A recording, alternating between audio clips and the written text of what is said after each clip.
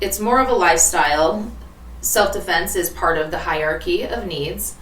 If you put Maslow's hierarchy of needs, you have your baseline fundamentals, food, water, shelter. Then your second is safety. Safety in self, in finance, in family, in home, shelter. You set those fundamental levels and then you fortify them. And that is the necessity of self-defense. It's a lifestyle, not a hobby. You're listening to Anatomy for Life with Crystal and Nicole, where we discuss the anatomy behind the most popular physical and spiritual practices so you can get the most out of these modalities on your healing journey. Welcome to the podcast Anatomy for Life.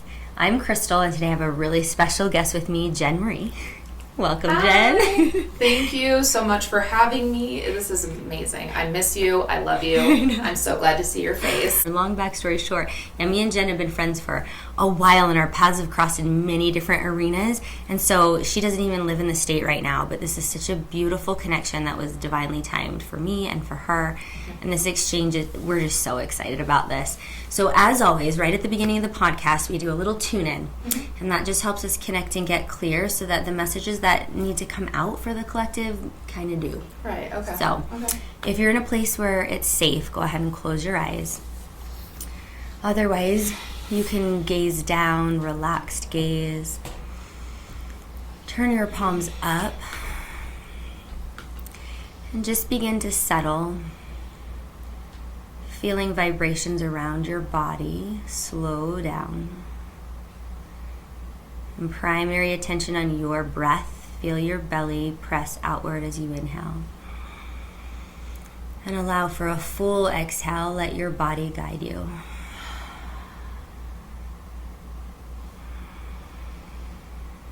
Notice what you hear just around your body.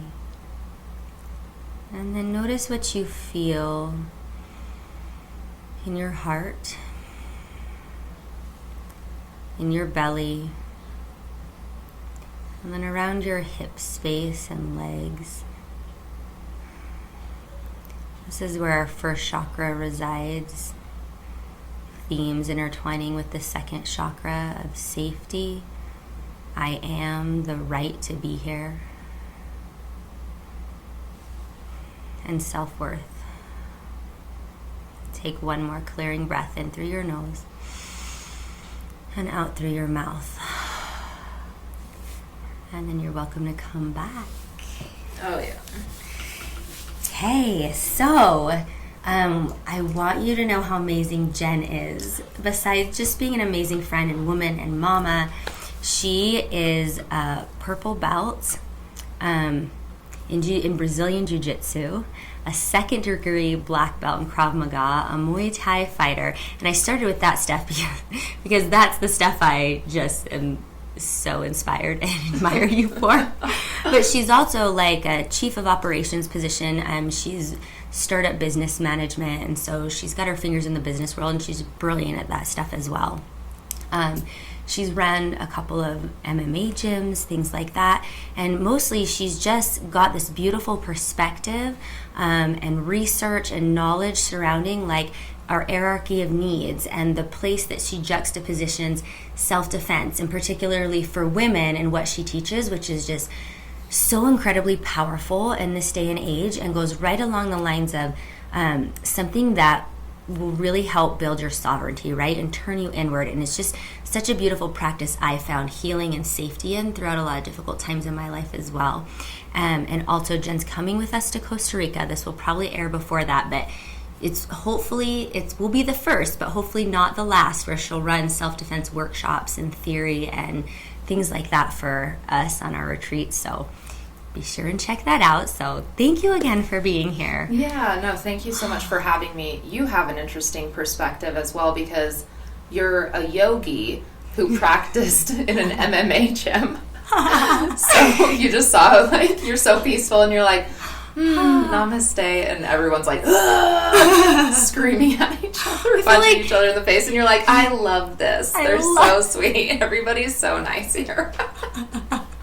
just feel like it's just, what's that? It's like integrating your shadows, right? It's like I balanced that side out, and it was a very even exchange because you and other trainers there balanced the other side for me, which was, you know, the freedom of expression. Also, it's not that different from yoga because it's very discipline based and it's very process for yourself and emotionally control based as well. Because you know what I'm saying? You need all of that. Martial arts and yoga, I think, are extremely similar in that aspect. Oh, yeah. But they just speak to a little bit of the different emotions, and you need it all to be balanced. But you're right, I forgot that. That's an interesting, what's the word, backstory or startup story for a yogi. Yeah, it is. And actually, like, the shadow work that you brought up, that kind of brings me into why I got into that journey is because of my own shadows. But I wasn't in a contrast. I was this kind of angry, youthful, like youth person. I was fighting people. I was not very collaborative with my peers. I had a really hard time integrating. I had a very different, I think, upbringing than a lot of people.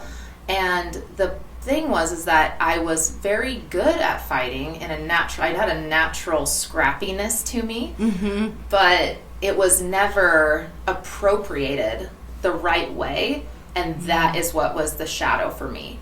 That was the pain for me, is not being able to take those powerful parts of me and apply them to a healthy life in a healthy way, but I couldn't ignore that part of me. Absolutely. It was, it had developed into such a big part of me for my own survival that in order to transition into life, I had to realize that it needs to come in a different way because I'm not surviving. I'm not practicing the safety part of my needs, of my hierarchy. I am food, water, shelter, and that was where I lived. Yeah. And it wasn't until I started addressing that second part of the fundamental part of the needs, which is to fortify and to secure your lifestyle, like your life, your everything. Like I said in the beginning, like your finances and everything, that starts with that basic level. And so many of us go, oh, I have the house. Oh, I have I'm physically healthy. I can run away. I can fight. I'm this, they take the idea of themselves, internalize it, and then espouse it to this idea that you can survive in a violent encounter, where I'm like, how does that happen? How do you make that connection that you can survive just because you've survived?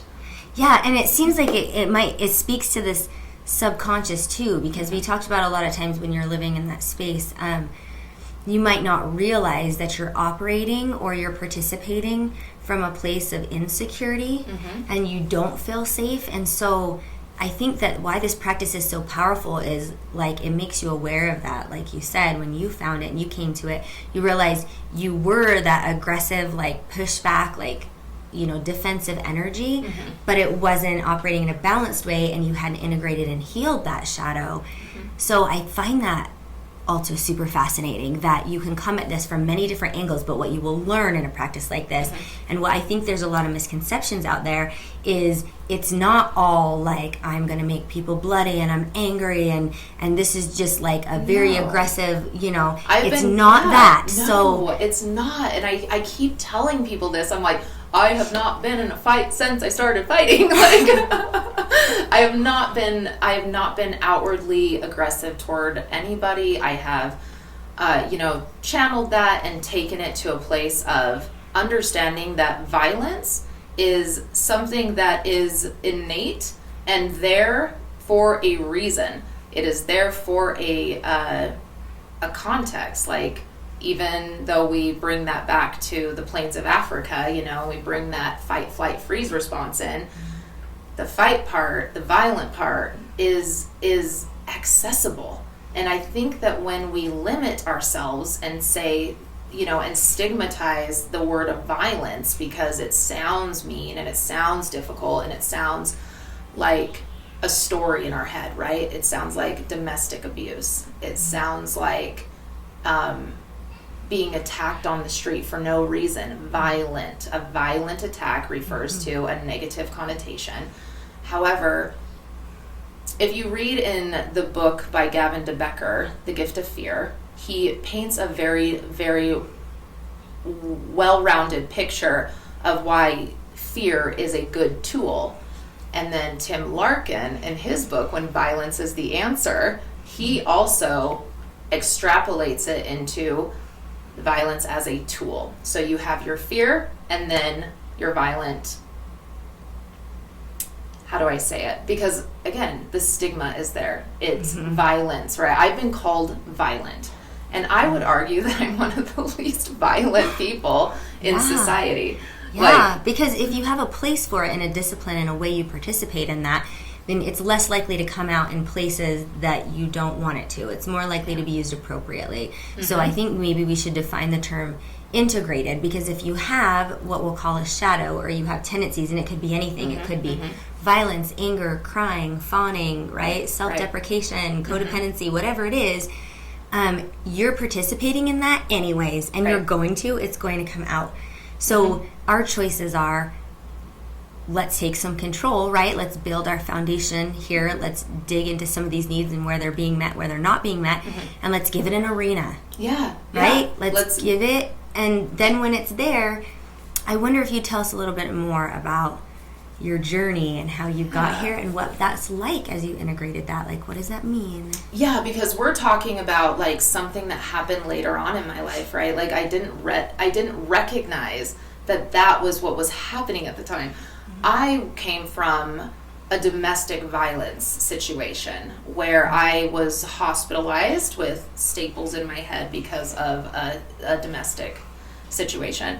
And that was a really hard time for me because that knocked my confidence. It was so odd because I didn't feel physically like bad. I felt my confidence shattered, my soul shattered because I couldn't defend myself. I was helpless and I was scared, and I didn't know like the ending of that story, and that right there was too much. And so I started self-defense to gain control of my situation and to build the strength to get out. That led me into self-defense, which self-defense kind of hand in hand goes with Krav Maga. Like you say those kind of synonymously. And Krav Maga is actually Israeli, and it is the defensive force, the IDF, they use it, and it's militant. It wasn't exactly developed for military, it was developed for civilians, but it kind of just, I guess, worked into a national, like, practice, a national martial art, I guess, Interesting. Yeah, it was like, so they all do that, and that's so great. So when I went to Israel, my background started to become in civilian integration of Krav Maga. So taking the parts that don't really apply to our life, that don't apply to people who are like, we're not in the military, it doesn't apply to us. So take that stuff out, learn how to integrate the other stuff, learn how to translate what's on the inside to the outside, and give that to people in a way that they can take it, understand it, conceptualize it, and then manifest it externally. And it is one of those, like, test it in real life, and you'll find that it is much better to have it and not need it than to need it and not have it. Absolutely. And I often find, because I practice Kempo as well, that art, for a bunch of years. I practiced it for 5 or 6 years when I was 12 to 18, and then I revisited it again a little bit in adulthood, and that is like the ultimate defensive martial art, right? But in all of these modalities, I found the whole idea behind it. Maybe you approach it because the violence feels good and you're just feeling a basic need at first, but you can't participate, especially in Brazilian Jiu-Jitsu, for very long before you learn this is actually, this tool will avoid the confrontation, right? I always say you're practicing Krav in the gym, you're living it out in the world. To me, it's a lifestyle, right? It becomes so much bigger than the idea that I can hit somebody in the face when they hit me, or that I can take a punch and like be resilient in that moment and buy myself a little bit of time. Like it goes so much beyond that. It is the fight you are never a part of is the fight that you win.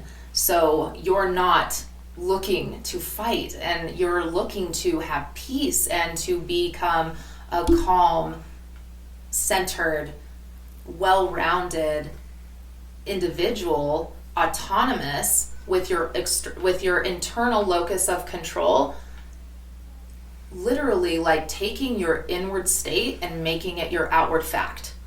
That is where people have the biggest time, is translating their inner world into their outward fact. And so when you have something like an aggressive child and they can't externalize that in some way, they can't get it out in a way that makes sense, that literally like feeds back to them, that they are ridding themselves of this energy, then it doesn't come out. Like it doesn't come out. You have to have it, love doesn't come out by punching somebody in the face any more than the energy of needing to express yourself in otherwise what people would call aggressive, violent ways when it's appropriate in the mat and it's appropriate in the ring. To me, that's art.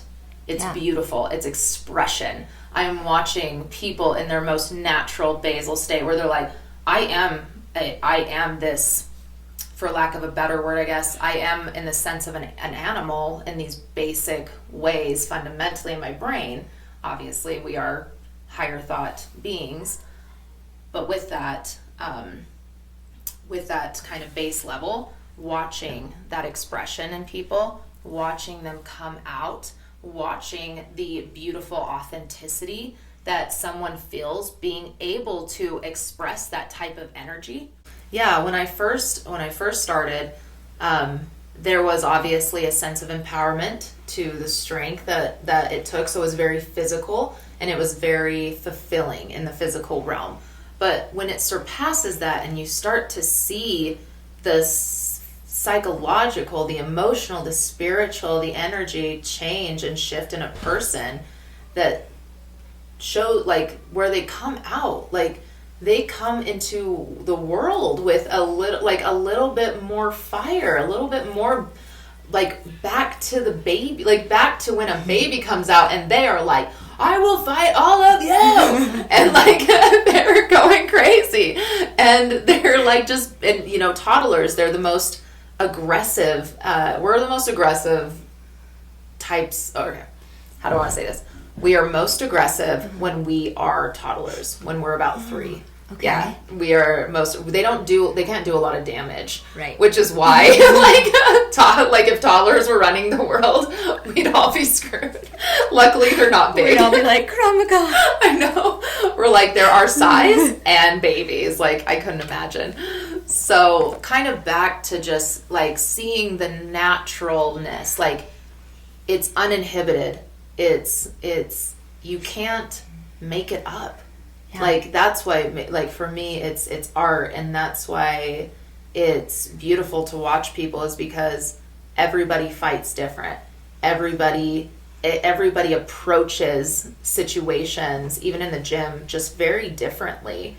And that's why I love Krav for self-defense, is because once I started to separate the technique from the, conceptual, abstract lifestyle that had nothing to do with actually physically like engaging with anybody. It had everything to do with this idea of self-actualization and having the fortitude and the resilience and the stick-to-itiveness and the grit to see it through, because fighting is hard. Yoga is hard. Like, life is hard. But when you're in there picking your hard and you're seeing your life for what it is, you have power in that. That's life. Like, what else is your life about? Yeah, and what's beautiful about that is so beautiful because, like, if you sustain a wound in the ages where you're developing, like, your heart chakra or something, when you revisit that, you're usually drawn to practices of, like, grief or witnessing or things that would go back to that time frame and would start to heal or set in an appropriate intelligence or message in that center to build on. And so what I love about this practice, and that's why I love that you're coming with us next month, because our whole focus is the second chakra, right? The first and second chakra, and rising the divine feminine, which is the power of it, right? Like the Isis-like power. And what's fascinating about that is the ideas in that hierarchy of need, the ideas in that chakra is that age that you mentioned is when that's developing. When you're 2 and 3 years old, you're moving through your second chakra, learning how to come up into your power in your third chakra. And so what I find fascinating about that is most of the world, not just some, but most of the clients we run into, most of the people, at least in the Western world, have sustained trauma in the first and second chakra. And that's why we're focusing on it, because it's sort of a global, like, systemic, but at least specifically in the Western hemisphere, like, it's a total,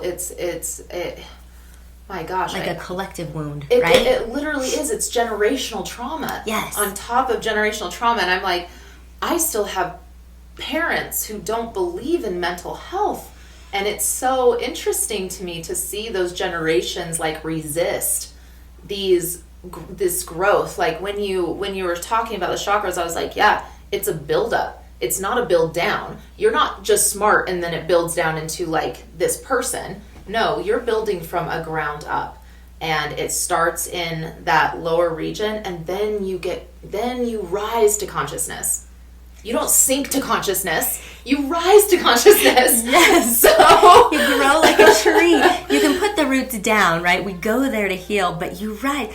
Oh, that's so beautifully expand. said. We are always expanding, and if you're just, if you're so hell-bent on resisting the growth, and you will live unconsciously, and you will live your life externally controlled, reacting to your environment, versus seeing that you have the control even in the scariest and the depths of what you would call hell, where you are facing life and death. How powerful would it be to go into a situation where someone is out to hurt the individual of you? Like, they're not, they're just there to, they've made their decision. Now imagine if somebody walked in and you smiled at them and were like, today's a good day. Let's do this. Could you imagine? I'm like, I'm ready. If there's like a shooting or something, for me, I'm like, I'm never there.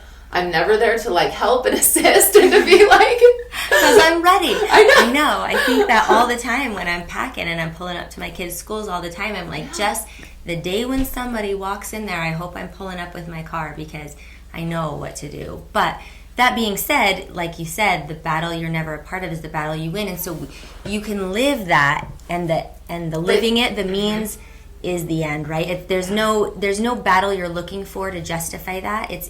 I think it's in living it. Yeah, that is the beauty, right? You're not trying to find it. You're trying to find peace. Like, I know it sounds counterintuitive, but you can find peace through empowerment. You can find empowerment through practice. And all of that circles back into, like, that sense of safety. And you can't stop someone from breaking into your house, right? That is nothing that's within your control or your fault, right? You can't take it personally, is what I say. I'm like, you can't take it personally. If someone is attacking you, you cannot get emotional, and you cannot take it personally. Even if it's a personal attack, like a domestic situation. You have to see it for what it is. Probably a lot of toxicity. It's a building thing. It's not just someone starts off punching you in the face or, like aggressing you or intimidating you or gaslighting you into, your subservitude or whatever. And it's very much like a building process. And then when you get to the process that everything has imploded to the point of physical altercation, you made choice after choice after choice to get to the place that you were going to get to. The algorithm was all there. You just got to where you were going, and where you were going wasn't manifesting anything good. That's the growth, right? You follow a path. We all go through life. But when, that hit rock bottom, that's choice after choice. Like, you can turn around and see the end of that line for what it is. I don't think everyone needs to go through violent situations to know that they don't want violence to happen upon them. Definitely. We know that instinctively. Yeah. And I also wonder, and what I also experienced was, it's natural then, if you have a wound in that energetic area, that's what you're talking about. Those are the kind of things or situations you'll find yourself in, or things that will present themselves to you, because you are living from a place where you don't know how to assert that, right? And so that will come out in your outer world. So it's beautiful about having a practice like this, and also acknowledging the power in it, is how are you going to go back and heal those original wounds without having a practice in that energy? So you're not going to go to talk therapy and be able to rewrite the energetics in those centers. You're going to have to go back to what is physically and somatically happening when you're 2 and 3 years old, and do the wrestling and do the body contact, right? And practice the emotions and the control and the discipline. Working through those emotions. So you have to actually revisit it physically. And that's what I learned through some of the practices. And then that's just it, is that once that's vibrating at an appropriate boundary level, you're actually less likely to encounter those situations, because you're just less likely to vibrationally be in a match or be in a place for something that would allow for that, right? Like you mentioned, the gift of fear, your subconscious and your limbic system and your nervous system is regulated to a different frequency. Yeah. So you're more likely to pick up on situations, even subconsciously, that your body is like, right away, as opposed to ignoring and repressing and getting further into a place where you might actually have a real altercation. It's just like you back up 10 steps when you start healing that. Yeah, exactly. Because when you're young, when you're 2 and 3, you are the most violent, but you're also the most powerless, right? And so when you are trying to get that out and you are constantly shut down, you're not, like you said, you're not in any sort of sport to learn how to work through and process those emotions.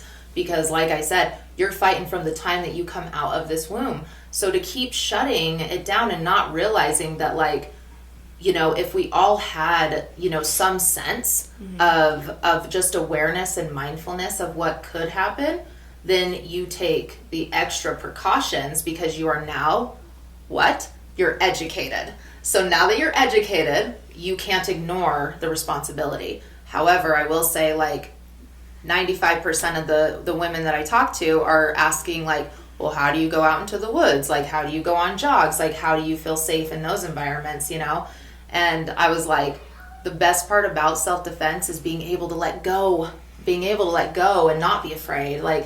Knowing that I have my tools. I have packed my bear spray. I have been mindful and aware of what I need in my environment wherever I go to feel safe. Because it's not about the environment, it's about how I feel in the environment.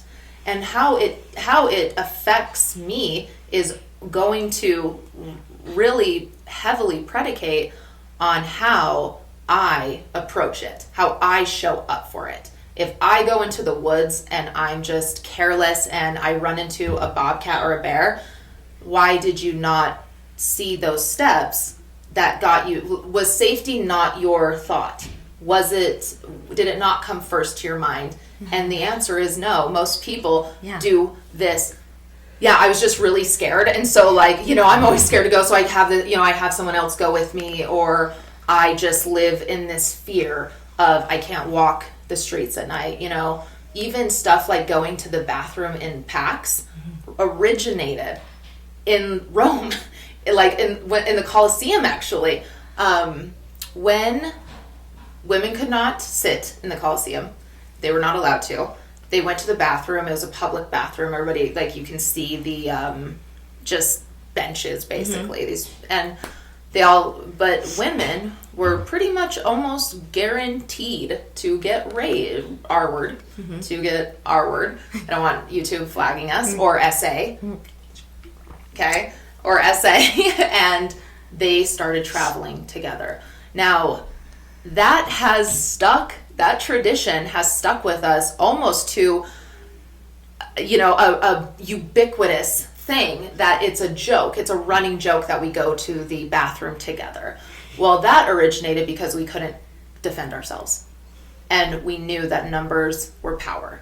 So we wanted to find a way to force multiply so that when that imminent threat. Yeah, when that just derivative came out, you were able to walk into a situation with confidence and know that you were not going to get R-word. What is that? Education. What is that? Planning. Like, what is that? Adaptation. Let the women do the work. Wow. Yes. And we're protecting ourselves, reclaiming the safety. We've always done that. We've always, we have always wanted to be powerful.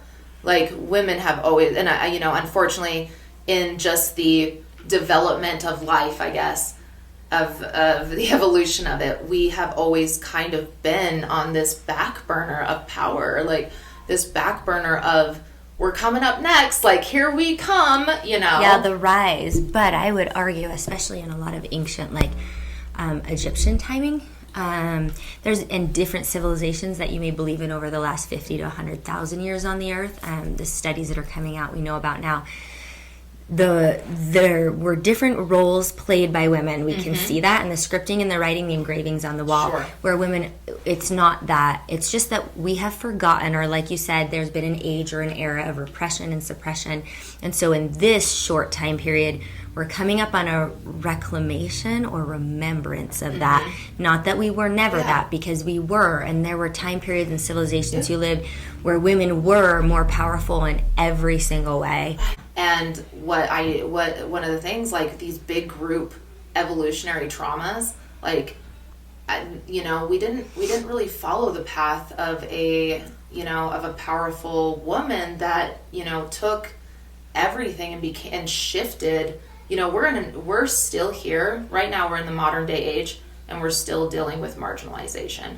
So the fact that we hadn't, in all hundreds of thousands of years, been able to switch the narrative, that we are, like, if it was completely opposite, that to me would have solved, like, some sort of issue of, like, balance, right? Or just even being balanced. Because that's the ultimate goal, right? It's complete More sovereignty, regardless of gender. Yes. Just sovereign people in general. Yeah, exactly. Yeah, and if there wasn't this marginalization, then I would say, like, throughout the generations, we, unfortunately, we had more people, more women here, having to travel in groups than we did up here being worshipped. And Absolutely. Being, ruled or ruling. Like, the times back then, like, the lack of education even back then, and just the ideas that they had surrounding the universe and the cosmos and the self, and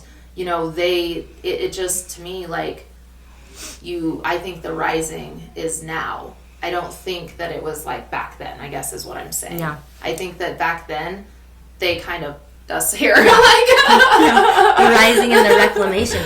And it's everywhere. It's in the collective conscious. Like, you and I hadn't connected for so long, but when we did, we realized that we were on this like-minded journey with the same energy the whole time. Yes. And that's happened to me several times in the last couple of months, which is so beautiful.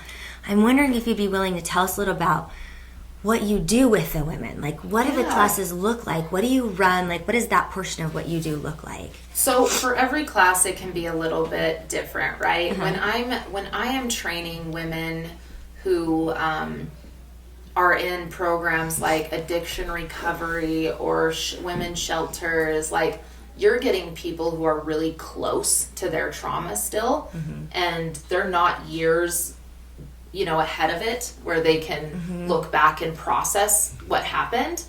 they have been from one emotional state to the other without being able to even process one before the other has begun.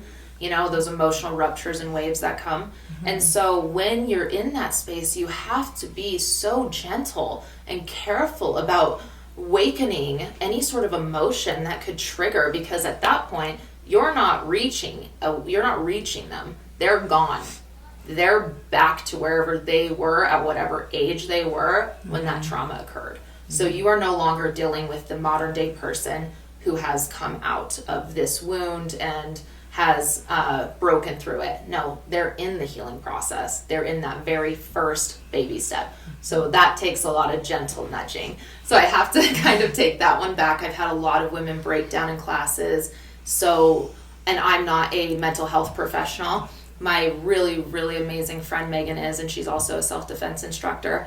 And, her and I have talked about how to approach women and how to deal with these women in a good way, because our kind of stance is like martial arts and fighting is a heavily dominated arena. Heavily. Yes. I remember the first day I was like, and MMA is a different thing, right? Mm-hmm. Boxing and even those things besides, knees and stuff, it's still pretty much in this space. When you approach jujitsu and Krav Maga, you're in. It's body contact, it's close, yeah. Every day that I fought a guy, I would be like, well, today I fought a guy. It was just part of my thing, but then I realized that that type of thing really just is just not the majority of people's experience. And when they are touched or anything, they can just lose themselves. So you have a whole I guess thing, which I didn't realize till you said it, which makes so much sense, because in yoga we have that boundary and it's set up for that whole gentle approach, approach your body, approach your sovereignty, get to know some of these somatic practices yourself. And whenever you go to touch someone, that just gentle feedback and work into that can be really long and really slow, but it can't necessarily be in your modality. So when you're working with trauma, or we both work in recovery or something, wow. I guess my mind is just kind of wow. What is the gentle approach to, I'm going to teach you how to do a rear chokehold? What's that? How do you get them from? I'm going to choke you out. No one panic. We're going to be fine.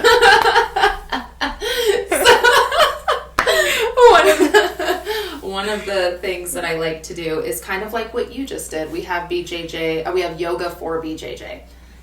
People are actually certified in it. So it's it's really beautiful. You should check it out. I will. Yeah. So yoga for BJJ, and it starts with, you really have to start by slowing down. And this is why I slow is smooth, smooth is fast. Everyone knows that. But when you have just a natural cadence to you, your tempo could be just naturally faster than others, right? Yeah. So when you're I am slowed down, and you're here, that's slow for you, right? Everyone has their different 30%. Everyone has a different 100%. And so, yoga sets a tone, right? Yoga forces you to slow down in the movements and bring yourself to that kinesthetic center, because in fighting you're not finding when someone is gonna hit you, you are 100% there, right? You are there in that moment. That's one of the reasons I do like it, is because you can't be anywhere else. Your mind can't be anywhere else. And when you have trauma and you struggle with those racing thoughts and those experiences and that complexity, approaching it with that understanding of, I have to see my life at a certain speed, and I have to bring it back and push the brakes, and I'm going to find something that just sets a fundamental tempo for me. Yoga sets a fundamental tempo. Krav has a fundamental tempo. Mm-hmm. It is very you are going as hard as you can, as fast as you can, as 100% of the time, get in, get out. Fights in the street last 30 seconds, or you're dead. Yeah, Like, I was listening to this story of a mass shooting, and they were going moment by moment by moment, and it took 2 minutes. And I'm like, where are the cops? And they're like saying it moment by moment. They took the amount of time it took for him to like kill people, kill these students, and every single moment was agonizing.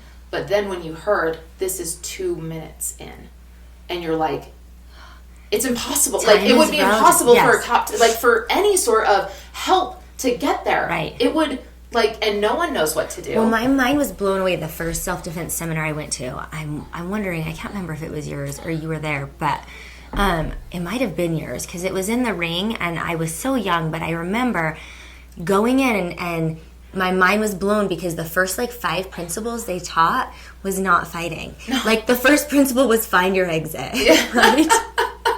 Know your exit at all times. And I was surprised in that specific training was your goal wasn't to submit the person or like mortally injure them or secure your out. It was to get out. Yeah. It was to get away. And that, just in the mind frame switch and the understanding, that actually turned me inward and allowed me to assess my safety. And I practiced it a lot during my divorce, right? Which makes a lot of sense, because that is where I was feeling unsafe every time I walked out the door, every time something happened. And that arena and the way the discipline was taught was not what I expected, but it was what I needed. Right. Yes, that is, and that's why yoga is what I needed, is because I couldn't slow myself down to that degree without assistance. Yeah, you're like, everything's a fight. Everything's a fight all the time, you know? But when you realize that's not your life anymore, like, you realize that you've grown out of it, like, what do you do with that natural energy, right? So displacing it is always the best, and not displacing it on others is always the best. But that is talking about from an aggressive stand, like when you are coming out, like I'm talking about this external energy. Let's shift it to what you're saying, which is having to operate in life, thinking about an external force coming into your life and having to operate safety within that statehood. You're not practicing safety in that statehood, even though you are aware of your danger and you are mindful that you might need more safety measures. You are not practicing safety in that place. Right. When you are practicing safety, it is when you are safe and when you are cared for and when you are safe. Safe. How do you want to, you're teaching your system to regulate in that state, and it's got to be felt, it's got to be lived for long enough. It's so beautiful. I'm wondering, so when you're not in a trauma setting, or maybe sometimes I argue, especially when I teach yoga too, you have to maybe approach everything like that, which is why the trauma background's so beautiful, because you never know who's in the midst. But there's others, probably like what you'll do in our retreat won't be completely geared towards that. No. It will be a little bit calmer, I think, because also you don't need intensity to empower yourself by like connecting with that part of you. Like, violence does not always equal in intensity. Decision, like when I practice, if I was to approach a self-defense situation, someone's attacking me and I was defending myself by utilizing my tools, I don't consider that a violent expression of myself, like in a negative way. It is just me practicing what I know. Okay, so break that down for us. So you go to one of your self-defense seminars and you're going to learn so you're going to learn knees, you're going to learn You're going to learn knees. You're going to learn, I call them hellbows. You're going to learn hellbows, because these types of limbs they're strong and they don't break very easily. Your fist breaks, your wrist bends. So when you're hitting with your fist, you have to stack your body. You understand this as anatomy totally. I know I'm not talking to someone unexperienced or uneducated. Yeah. This is for you uneducated. We love you. Thanks for coming to our talk. Wrap your wrist up, punch with your knuckles in the line with your elbow. Yeah, and you're just like, it's so simple. It is so simple, because everyone has, and again, we go back to what everybody has on a fundamental level, and we call it a puncher's chance, quote, air quotes, a a puncher's chance, meaning I could literally close my eyes and just start swinging as hard as I can for the fences, and I have a chance at knocking someone out. Yeah. Like, that's what mosh pitting is. I've been there. Yeah, like people, like, you know, so you have this, you are able to actually, but when you put intention behind it and you realize the weaker parts of your body, and you realize that in order for someone to get to us, we have to be in pretty tight range with this person. And when you're in tight and you're close, your arm, because it's longer, your fist is going to take a longer time to travel to where it's going, right? But when you're close and you're in the pocket, elbows, knees are your money maker, which is amazing because we're smaller and our limbs are shorter, which means we get there faster. And, you know, when you're out at an extended place, like if you're out of range, you might be in range for them. And when say you're at this range, they're going to have the opportunity to hit you before you hit them. Right. Because they're bigger, they're longer. It's just physics. We're not arguing about it. Yeah. They're longer, so not the discussion we're having. Yeah. They're longer, so naturally they can hit you first. So you learn that stuff, and I know the place you want to avoid at all costs you learn, which is on the ground. But does that come into play in your seminars? Because if you do end up on the ground, the beauty about jujitsu is your size doesn't matter. That's why I got heavy into jujitsu, is because it was because of my lifestyle that, I was fighting in the ring and in the cage and all that stuff. So my lifestyle kind of called for it.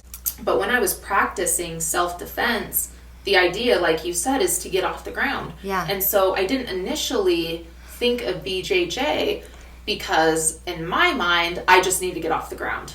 I just need to get out. I just need to get off the ground. Right. However, 98% of fights end up in the clinch.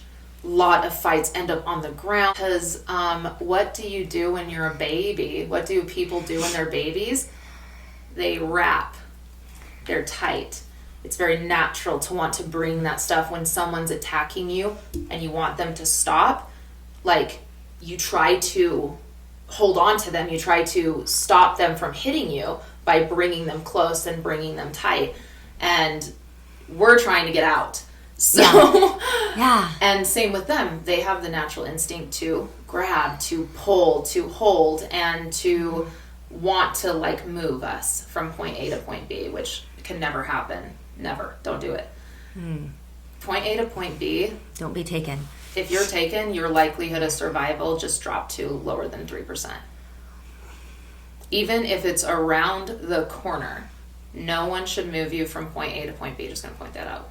Little self-defense tip of the, I like of the that. day. Free tip. Yes.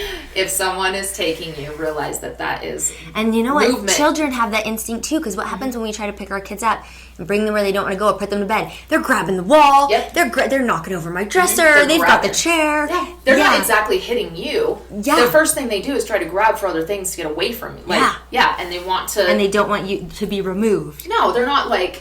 Yeah, the only time they turn in to, like, they turn their attention in to you and start to, like, get after you and get violent with you is when they can't grab away. They can't get out of it, you know? So those are good limbic brain. Yeah. Subconscious. Yes, things that... Gift of fear instincts. Exactly, and all of that is instinct, and you're going to do certain things regardless of your instincts, the flinch response. In Krav, we don't try to, and this will go into what I teach in seminars, in Krav, we're not trying to out-train your flinch response, right? If someone goes to hit you and you flinch, that initial movement is not wasted.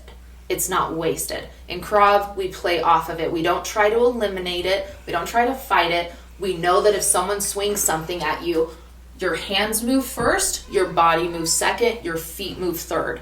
That is how it rolls out. Why? Think about if you have a motorcycle, a car, and a truck on a starting line.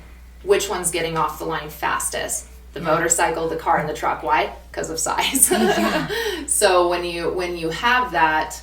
when you have that, like, size discrepancy and that difference, you're able to kind of assess where you are in the situation.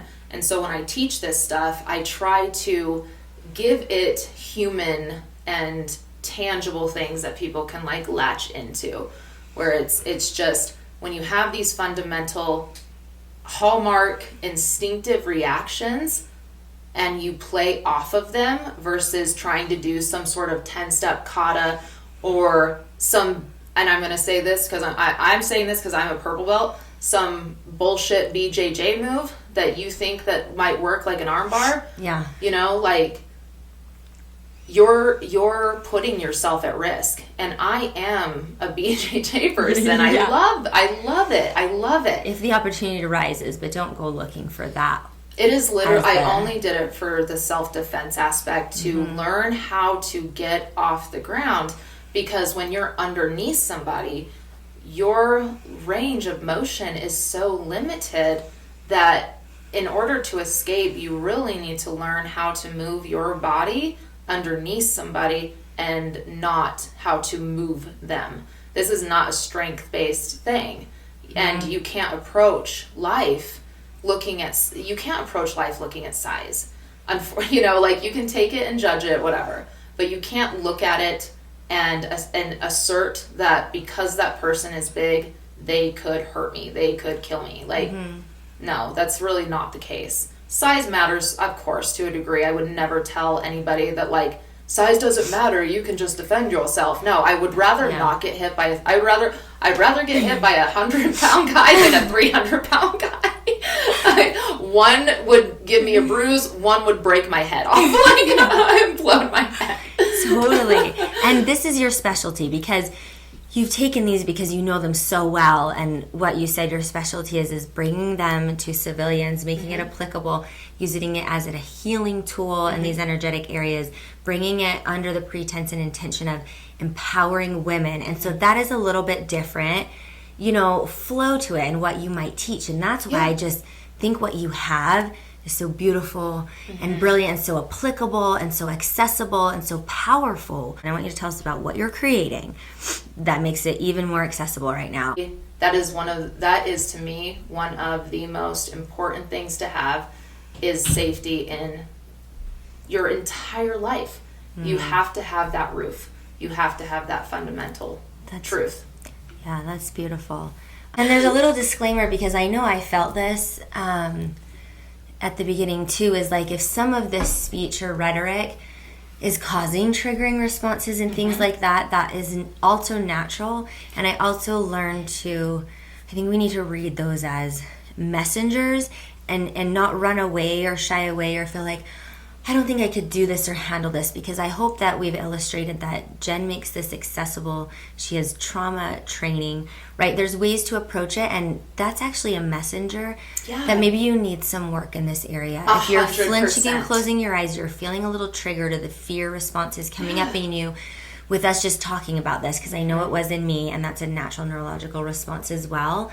I would just encourage us to sit with it for a minute, right? Step into places where your nervous system is regulated and you feel safe first and foremost. But also know that that is something that maybe you should approach. Like, that's not the message that you should, that you can't do it and you're not ready. The mind is so powerful, which is why, like, we go back to the mind, you know, it's so powerful when, you know, people walk into my gym and I see that they have a choice. They have a choice to face what they are feeling and give that cactus a big old hug and to embrace the fact that there is a depth. It's not the shadow, it's the depth of the shadow. It's how deep it touches your core and how profoundly it stimulates your emotion and that regulatory system, you know, that parasympathetic nervous system. It matters. Yeah, and it's brave. I just wanted to validate that. Yeah, it's brave, and it's like anytime you do this work and you approach something in any modality like this, I think if it doesn't feel like that, then you're probably fine. You probably don't need it. You know what I mean? Like, you're probably like... Still do it. But still do it. But you know what I'm saying? Like, you. it's not indicatory that might be bad for you. It might be something that you can, especially in this way, approach. So and also, and you should, and you should. You shouldn't if you feel like you can't defend yourself even in a safe and controlled setting. Yeah. Then you're not afraid of fighting. You are living your life in fear. Just out of fun, like you are just living life in fear. It wouldn't matter if anything happened to you at this point because you have. Even if it happened and that moment spiked, you still are living in fear from that moment that until you've thought about it. It's taken over. In fear, we live in the future. In fear, we live in the past. In fear, we're not living to show up for the moment. Yeah. And it's just common. That's why I mentioned it. Oh, it's common. And so I just wanted to compassionately speak to it. Like, you can still show up. And so this is why, because this is the segue. Because this, what Jen's doing, tell us about your courses, is also just such a lovely baby step into approaching that for yourself in your own space. So this whole, I call it like my baby project. I know, because it's something that I've been working on for like the last 7 years, and I have built a lot of education up and just all of the different things that I've done, from the undercover work to just in the gym, owning businesses, but also like training fighters and training women who want to live in peace, who don't want to fight, or who, are sick of fighting and who have these deep trauma responses that it's impossible to ignore. Your mind is very powerful, and if your mind can turn on you in a minute, then you can flip the dial back, and you can recognize when you can. Like, you can try. You can try. If you are in the moment of emotional dysregulation, just look at it just say, emotionally, I'm dysregulated. How do I come back? Because I'm not in moment A. I am in moment B. Now, the hard thing is, and I've noticed this, is when you're in the gym, it's hard to bring people out. It's hard to bring people out. I've noticed that when people are in their own spaces and they're safe, because what do people want to do? Like, what's the first fundamental thing? It is food, water, shelter. Yeah. Because you want everything that is safe that way. So your own home is the most fundamental, safest place. That is what should be the most safest place. What happens to children who don't have a safe home environment? A lot of bad issues in the future, right? It starts in that home. It starts in that home space, the home heart space. So how do we get you in our home? So this project that I have been working on actually like answers that question, where I bring my course, and right now we're starting with the women's course, but we will move into weapons and how to address, those situations, because even like women, we're scared, but like, could you imagine like when someone has a weapon, like the powerlessness, like the helplessness that I've heard people describe, that, it just touches your heart. Then you see them fighting for it and fighting for it. Like they're doing it over. That's what I love about it. They're redoing the situation, and when they follow it through and they fight it through and they come out the other end safe, that is like the like EMDR of trauma. Exactly. Like for physicalness, like when you redo it and you work through it and you see it through to the end, and you didn't fulfill the outcome that previously happened, but you repeated the process. You don't get repeats you don't get the same repeats of violence, so not being able to process it and redo it and reprogram yourself to feel safe again, you're asking and calling back a very specific demon that you're going to be working through. And so recognizing that when you step into the gym, that's what's going to happen, is sometimes overwhelming. Yeah, like maybe sometimes you need to start somewhere else. Yeah. And this is what's been missing in this way. 100%. And in the home, I thought, to myself, I was like, I just want to reach more women.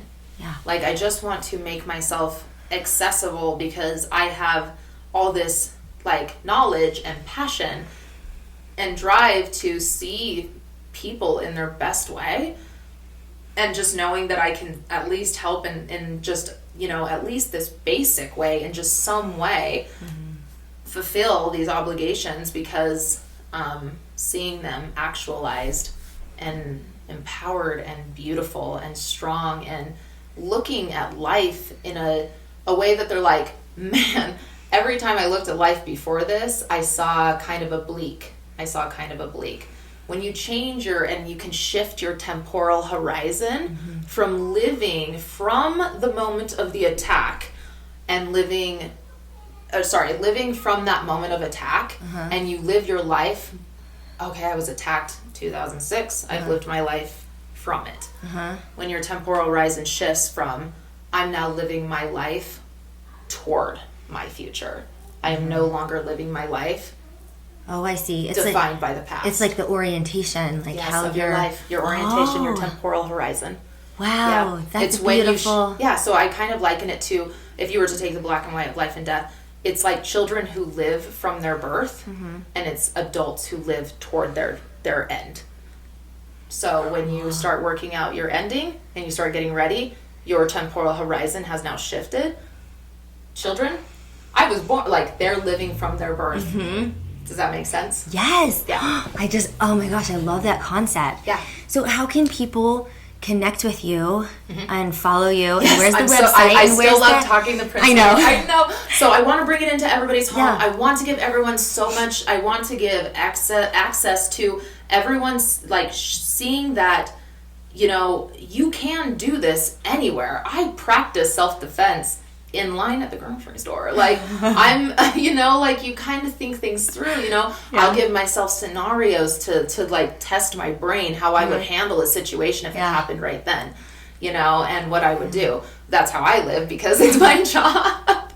But I don't want everyone else to live like that. Yeah, if you see Jen at the grocery store, don't, like, grab her shoulder from it's behind. a running joke. No, everyone like, knows, do not sneak up on me. I had a guy at work sneak up on me, and I turned, and the first thing I did was stick my palm in his chest. And I was like, you're too close there, pal. Like, and I tell people this, I'm like, I'd rather you be kind of bitchy and be right, and have your boundary and have your safe space, than to put yourself into a position that you would even feel uncomfortable. Like, why? Yeah. Why? Well, and that's part of the healing too, that? is understanding and accepting you can be this, and you can be in your space, and why do you care? I give everyone permission to be uncomfortable and to acknowledge it. Acknowledge that you are uncomfortable, and don't just, you know, talk yourself out of it. Like, even if I'm uncomfortable and I'm wrong, I say I'm uncomfortable, and then I figure it out, and I'm like, okay, it's good to be wrong. And that's your basic right. And that is sometimes you're entitled. Sometimes when you realize that there is no fear, that's the best part, right? Yeah. Is realizing that, like, you are safe. Yeah. That is the relief in the pain, is realizing that you're safe.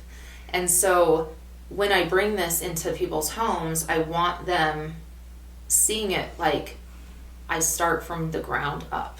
I start from here. There is a starting point. There is a place for you. You don't have to go anywhere. You don't have to put yourself into situations that are difficult. Like, you know, I do believe in hard things. I do believe in hard work.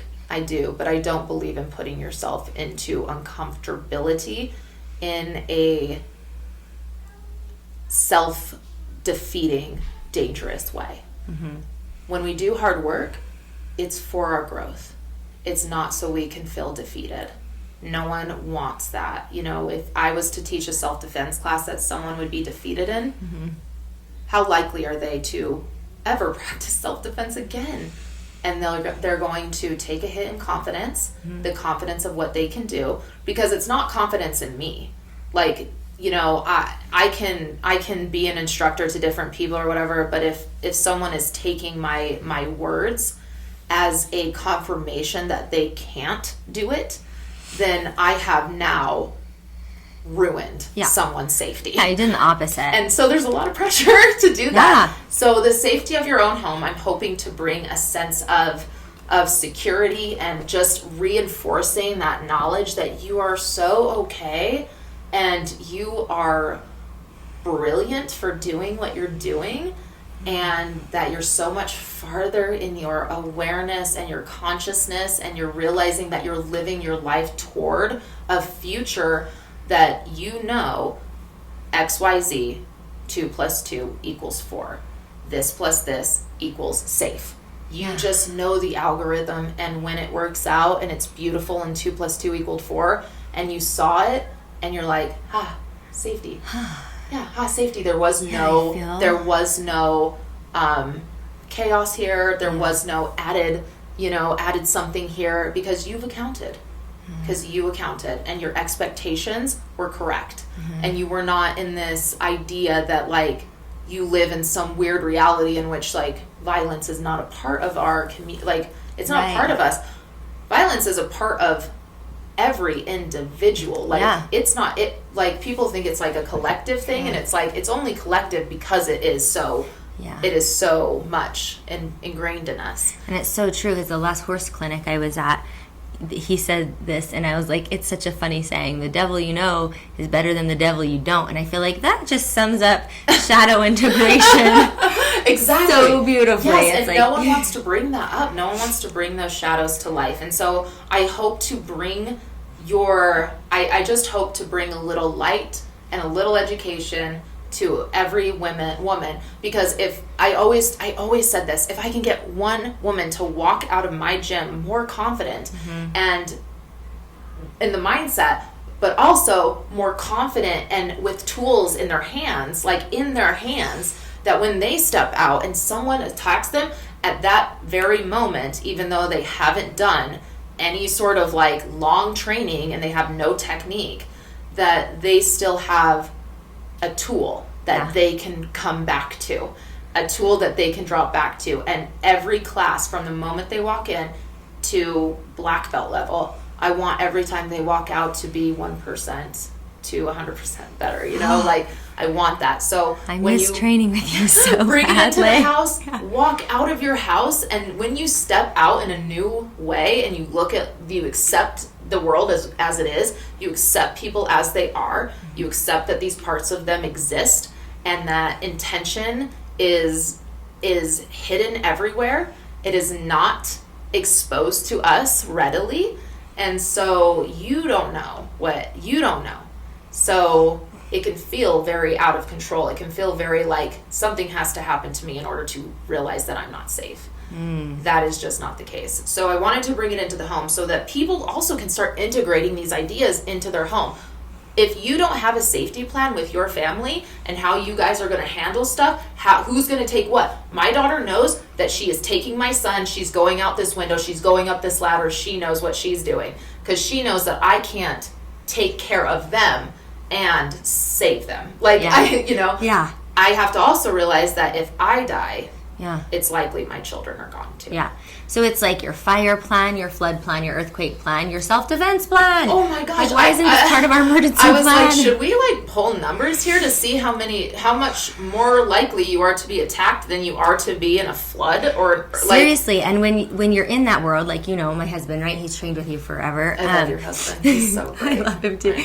We have that, and we have phrases too. Like, if mommy says code red, that's mean you take this person and you go get under this bed or you lock the door. Like, code blue, you get out of the house. Like, you have some of these.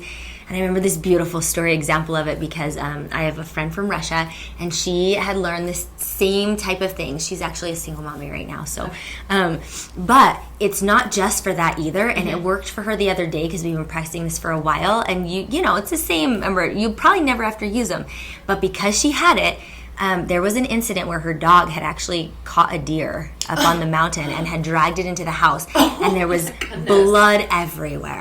And so they had come into the kitchen and seen it, but you don't, like, you're assessing, right? There's this moment of assessment, like, what? Well, and there's this moment, like, it could be anything. But then your biases start to kick in where you're like, you actually start telling yourself it isn't what it is. Right. Like, you're like. But she was able to use that. She was like, code red, because whatever it is, she could assess that they weren't in mortal danger, but they had to get out of the way. And so the kids ran to their rooms and locked their doors. So even in that situation, they might have been in danger, you know, physically, if the dog was aggressive or the deer got up and started. But either way, it's a tool that, you know, in our house, we've had something like that as well. Mental protection, mental safety. Yeah, and it's also tricky. You don't have to teach with fear. You don't have to tell them all the things that could go bad. But you do just have to have a, when this happens, I need your ultimate cooperation. 100%. And we can't have any discrepancy. Yeah.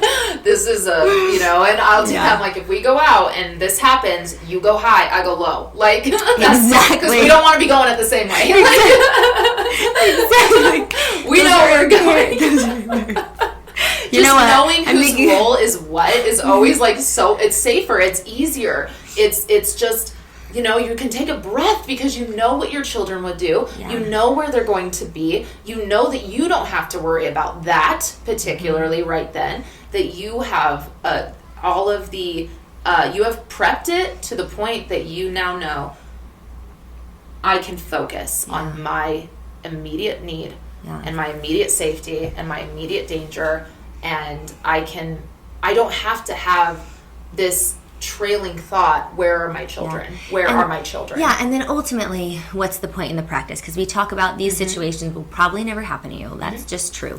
But the medicine in a practice like this is healing those areas of the energetic centers, but living in a way where, like you've mentioned so many times, which is beautiful, living from a place of peace and sovereignty and power, not because you're thinking bad things could happen, not because it will ever happen, but because you've reclaimed all of the principles and the things where we sort of misunderstood, and we walk in that power. And so even if we just never focused on the what if or like whatever, that this practice is so grounding. Yeah, and I want, when people are training this in their home, and I want them to do this with their families. Like, I want them to do this with their children. I want them to do this with their daughters. Like, I train in my house with my daughter, and we just will do different kind of scenarios, and we have so much fun bonding over the idea and the mental sparring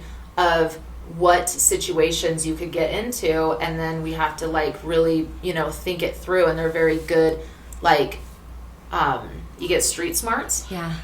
You get critical thinking skills. Yeah. You know, you get stress inoculation. You guys, life is stressful. When you train self-defense and you kind of, you know, step into the stress in an intentional way, it actually can help with life stress and how you cope with it and how you approach, you know, how you handle it. So when you're dealing with stress inoculation, like, this stuff translates all to your life. It does. You get in physically good shape. Yeah. You get in emotionally great shape, in spiritual good shape. You gain skills. You gain confidence. You get street smarts. You get critical thinking. Yeah. And you get the ability to control your parasympathetic nervous system when it's triggered. Because when you're triggered and you default back to the 3-year-old, how aware, conscious together is a 3-year-old? Yeah. No. Yeah. They're psychotic, but they're not together with it. Wait, so will you tell, because I'm going to tag in the show notes, but will you tell what's your Insta handle for this stuff? Yeah, so you guys can find me on YouTube. It's Krav Tube. Okay. Yeah, the Krav Tube. Okay. The Krav Tube.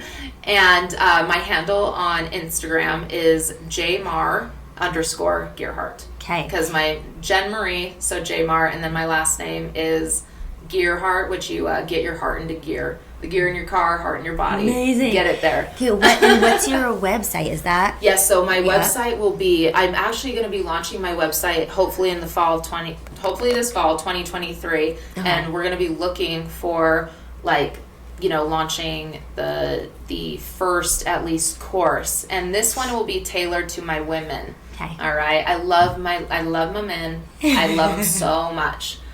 But my women need it. Yeah.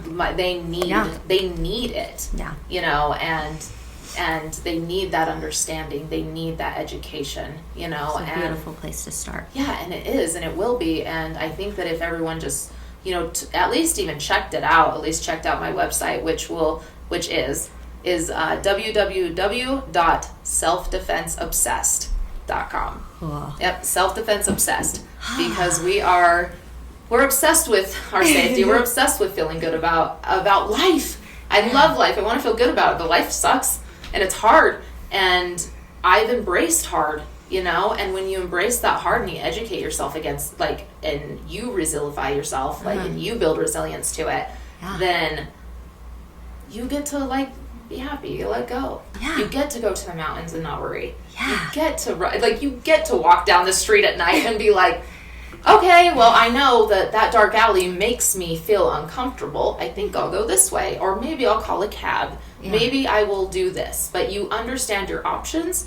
You know how to get out. I carry 50 cents in my purse. I've always done that. Why? Because if my phone dies, I want a payphone. Mm-hmm. No matter what, you have your back. Mm-hmm. You have your own back. And I think that's what it kind of came down to in my life, and I didn't have a very stable life environment or anything, and I did have to have my own back a lot. And I think that it you have to have a support system. We're all human beings that need connection. Everyone deserves unconditional support, and at least someone to have that be that role for them, that unconditional support. But have your own back. Have your own back. Know yourself enough to have your own back. Yeah. Because if you don't know how to show up for yourself in that moment, how to have your own back, different things worry me because I have a different idea of what is worrisome, what is bothersome. I look for different things. Yeah. And so my worry, my fear isn't the same, and it's not stemmed from the same place, and it doesn't interact with me in the same way. So when I tell somebody I feel safe when I hug a pillow, and somebody else I feel safe when I practice punching things, that's what, and you have these wide ranges of what people feel and what makes them feel safe. And the only way to have your own back and know what calms you, know what you know to bring yourself back, and realize that life is beautiful, and that moment is beautiful, and it's a moment for you. It's a moment for you. It's your time to shine. Yeah. You are on the other side of the statistic. You are the person. You got that 1%, my friend. Yeah. This is your time to shine. Have your own back in that moment. Wow. Train yourself, secure yourself, love yourself. Come to our retreat. Find me on all the things. Yes. I love you all. And I actually, I don't know if you knew this, but I have been doing yoga for almost 10 years now. Wow. I love it. I'm so proud of you. Well, I had to. Yes. With my trauma, and I can talk to women like that. I can talk to people about this because of my own anecdotal experiences. If you want to be safe, stretch. Yeah. Because when you're in a physical altercation, know yourself, be prepared physically. Yeah, 100%. Know yourself. I love that message. I love that message you left us with. So I just want to say thank you from the bottom of my heart for being here and for being you, and for just being all the things that you are, and just building that light and that strength and that power, and being inspiring and supportive to all women, turning all of the things, transmuting all of your things that just makes you want to cry into just such powerful ripple effects, which have only barely begun to tap the surface of what you're going to affect. So we have so many big ideas here, and it's just starting with the little me, one woman who's lived a life that I can take and hopefully have learned enough to give to people that they don't have to learn those lessons. Yeah. They do not have to end up in a hospital with staples. They do not have to end up, feeling defined. They can shift it, and they can get it back and live toward their life now. Yeah. And that's what I hope to bring. The orientation. Yeah. Well, thank you so much. I love you. I love you. This was so good. Find everything in our show notes. We'll do it again. Thanks, guys. Thank you.